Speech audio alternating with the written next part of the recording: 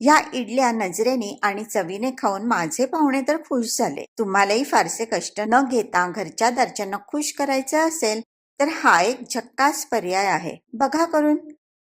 आज प्रजासत्ताक दिनी भारत मातेला वंदन आणि माझ्या सर्व भारतीय मित्रमैत्रिणींना शुभेच्छा. डिसेंबर-जानेवारी महिना म्हणजे परदेशस्थ मंडळी मायदेशात येण्याचा काळ.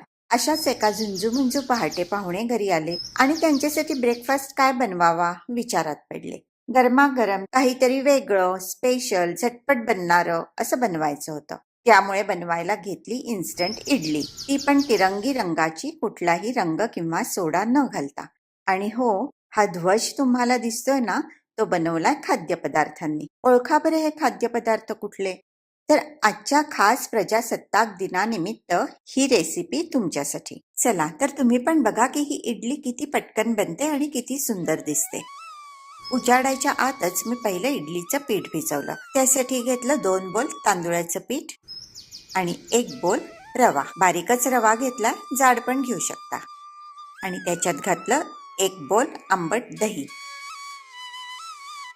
सुरुवातीला 1 बोल पाणी घातलं आणि लागेल तसं अजून पाणी घातलं चवीप्रमाणे मीठ.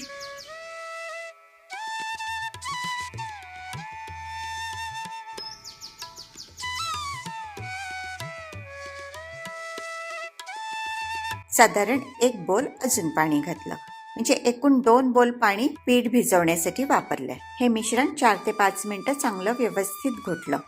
मला या पिठामध्ये रंग तर घालायचा नव्हता, मग ऑरेंज रंग आणि हिरवा रंग कसा आणावा? बरं, हिरव्या रंगासाठी पालक पण वापरायचा नव्हता, तर हिरवा रंग आणि केशरी रंग कसा आणला हे पुढे जाऊन बघूया.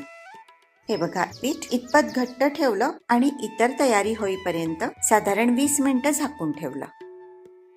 तर पीठ असं भिजत ठेवलं आणि इडली बरोबर द्यायला एक झटपट बनणारी चटणी बनवली.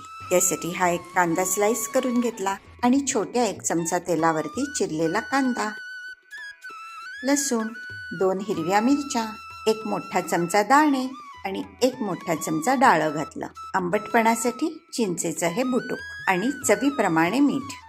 आणि हे सगळं अगदी एखादा मिनिट म्हणजे कांद्याचा जरासा रंग बदलेपर्यंत लो गॅसवरच परतून घेतला.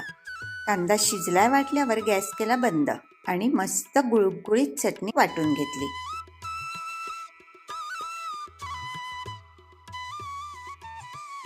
चटणी वाटताना त्याच्यामध्ये थोडं थोडं करत पाणी घातलं. चटणी थोडी घट्ट वाटतेय म्हणून अजून थोडंसं पाणी घातलं आणि वाटून घेतली.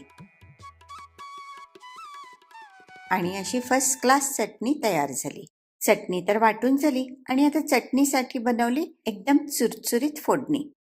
त्यासाठी घेतली 1 टेबलस्पून उडदाची डाळ, पाव टीस्पून हिंग, अर्धा चमचा मोहरी, 1 चमचा जिरं, 2 सुक्या लाल मिरच्या आणि कढीपत्ता. थोड्याशा तेलावर याची फोडणी केली. चटणीवर घातली ही चुरचुरीत फोडणी.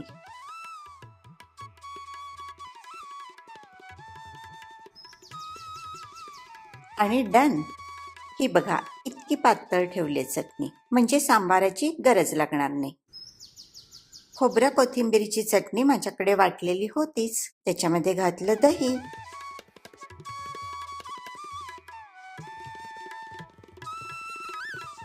वरनं घातली ही फोडणी आणि हिरवी चटणी पण झटकीपट तयार झाली.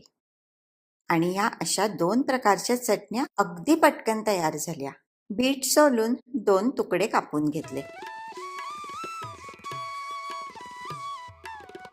1 तुकडा घेतला वाटून आणि 1 तुकडा पाण्यात घालून ठेवला.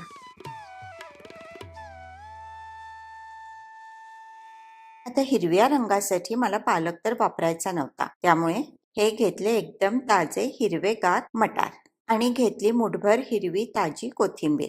घालायचे थोडंसं मीठ. जेवढा हिरवा रंग इडलीला पाहिजे त्या प्रमाणात मटार आणि कोथिंबीर घ्यायची. मी पालक घातला नाहीये, पण तुम्ही घालू शकता. आणि मस्त वाटण तयार झालंय. आता पुढची तयारी म्हणजे इडली पात्राला तेल लावायचं. तेल लावायला हाताचा किंवा ब्रशचा वापर न करता असा तेलाचा स्प्रे असेल तर तो खूप उपयोगी पडतो. त्यामुळे हात तेलकट होत नाही, तेलाची सांडासांडी होत नाही, बरबटा होत नाही आणि कमी तेल वापरलं जातं.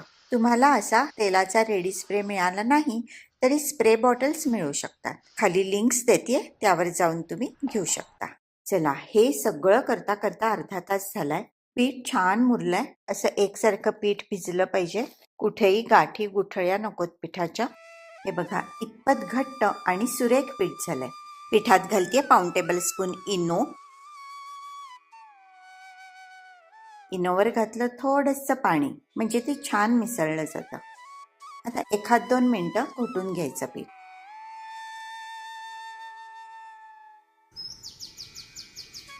तीन रंगासाठी पिठाचे 3 भाग करायचे. पहिल्यांदा सोपा हिरवा रंग करून घेते.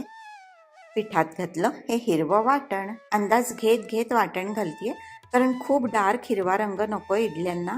काय आहे ना, खायच्या पदार्थाला खूप डार्क रंग चांगला नाही दिसत, त्यामुळे सगळे रंग हलके ठेवणारे. शेवटचं राहिलेलं वाटण पण घालतीये पिठामध्ये. आणि डन, हिरव्या रंगाचं पीठ तयार आहे. आता खरी परीक्षा, पिठाला ऑरेंज रंग कसा आणायचा? उत्तर अगदी सोपं आहे. लाल आणि पिवळा रंग मिसळला की केशरी रंग होतो. त्यामुळे पिठामध्ये घालतीये बिटाचं पाणी आणि ही गेली जराशी हळद. सुरुवातीलाच बॅटर थोडंसं घट्ट ठेवल्यामुळे याच्यामध्ये बिटाचं पाणी घालू शकते. रंग अजून किंचित डार्क व्हायला हवा, पण पीठ पण पातळ व्हायला नको. त्यामुळे बिटाच्या पाण्याच्या ऐवजी घालतीये वाटलेलं बीट.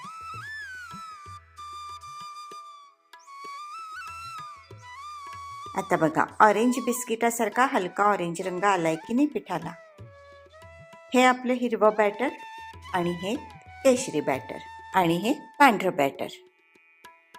आणि आता तिरंगी इडल्या वाफवून घेते, म्हणजे सगळी मंडळी आवरून सावरून आली की त्यांना गरमागरम नाश्ता मिळेल. लहान मुलांना तर फार आवडेल.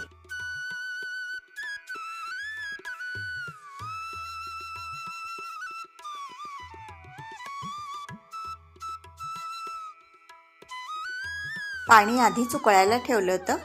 इडल्या वाफवून घेते.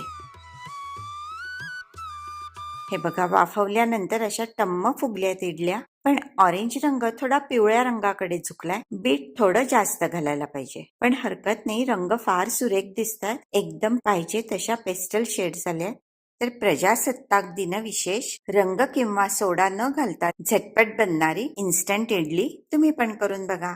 आणि दिलेल्या मापात साधारण 25 इडल्या झाल्यात. दोन्ही चटण्यांबरोबर गरम गरम इडल्या मी सर्व करते. तोवर तुम्हाला रेसिपी कशी वाटली? तुम्ही कुठल्या देशातनं, कुठल्या गावातनं हा व्हिडिओ बघताय हे कॉमेंट करून जरूर सांगा. आणि प्लीज चॅनल शेअर आणि सबस्क्राईब करून तुमचा सपोर्ट द्या. हे बघा, तोडल्यानंतर इडली कळतीये की किती सॉफ्ट झालीये. दिसतीये की नाही इडली एकदम मऊ मऊ, सॉफ्ट, स्पॉन्जी, एकदम झकास. या इडल्या नजरेने आणि चवीने खाऊन माझे पाहुणे तर खुश झाले. तुम्हालाही फारसे कष्ट न घेता घरच्या दारच्यांना खुश करायचं असेल तर हा एक झक्कास पर्याय आहे. बघा करून. व्हिडिओ आवडला तर लाईक करा आणि अभिप्राय मात्र कळवा. धन्यवाद.